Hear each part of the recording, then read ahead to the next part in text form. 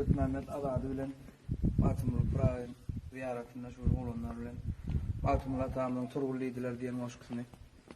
Sadece okap beresmeli. Bir gece yatırdım tünün yarına. Bir tör datlı gelip turgulliydiler.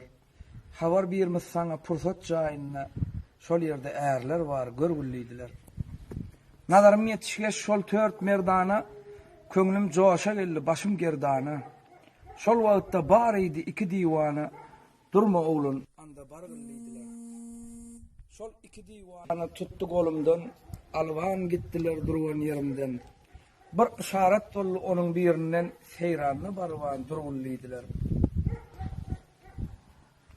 Oturupduk geldi iki pirzada, gözünden yaş akar dili dovada. Hu hak deyip çıktı altı piyada, adam innigeler görgülliydiler. Bir dört atlı geldi bar sevde baz, asaları yaşıl atı tevle baz. Meclis halkasını Gurman beyle az, adam köptür, ulu vurun deydiler. Daştan çıktı 60 atlı gördüler, Muhammed deyip tamam karşı gördüler.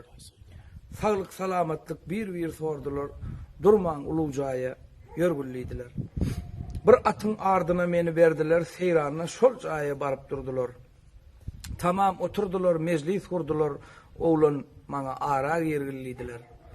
Alıdır deydiler, tuttu destimden, boğruya düşevmi Allah asımdan. Men bilmedim bir zat buydu üstümden, yoluğun devrandır, sırgulliydiler. Haydardan soradım barça atma at, Hazreti Peygamber oldur, bolmayat. Ol Selim hocadır, ol Bavadıriyat, ol Veysel Karadır, bilgilliydiler. Ol Bahaveddin'dir, ol hem bir erdir, bir zengi vava, ol da namdardır. Ol söylenişip duran 4 çariyardır, maksadın ne olsa aygılliydiler. Şol wagtda duran iki şeyh şap, bu oğluna fata verin deydi sap. 124 min enbiya eshab barsı şolardır bilgilliydiler. Resulullah aytti ya Şah Merdan, ey ya Selim Hoca, ya Baba Selman, Ebu Bekir Sıddık, ya Ömer, Osman, bu kulun maksadın bergilliydiler. Selim Baba Selman buyurdular merde, piyalanı tutup sallılar derdi. Gitti akıl huşum yattım şol yerde, arşta ferişte ne var görgülliydiler. Yel olup yugurdum yerin damarına, nazarım dokunlu arşın kemerine. Cevrut aleminne, celil sırrına gelip özün arap görgülliydiler. Näwe hayal etsem ele getirdim, kayda baksam ona nazar yetirdim. Bu hal bilen men parahat yatırdım, yüzüme tüy kurup, tur, kulliydiler. Resulullah aytti, eshaplar yörün, oğlanı uzadın, bir pata verin, buyurdu 4 atla eltip tavşarın getirgen jayına koygulliydiler. Turup mağtumul gözün açıptır, serine ne küyler gelip geçiptir.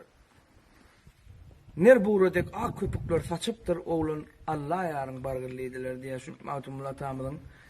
Men şahsi fikrimden jelilden şu pasportu şu hoş. Mağtumul jan kim diyenlerle hoş kısmı okap verayım. Emme da soda.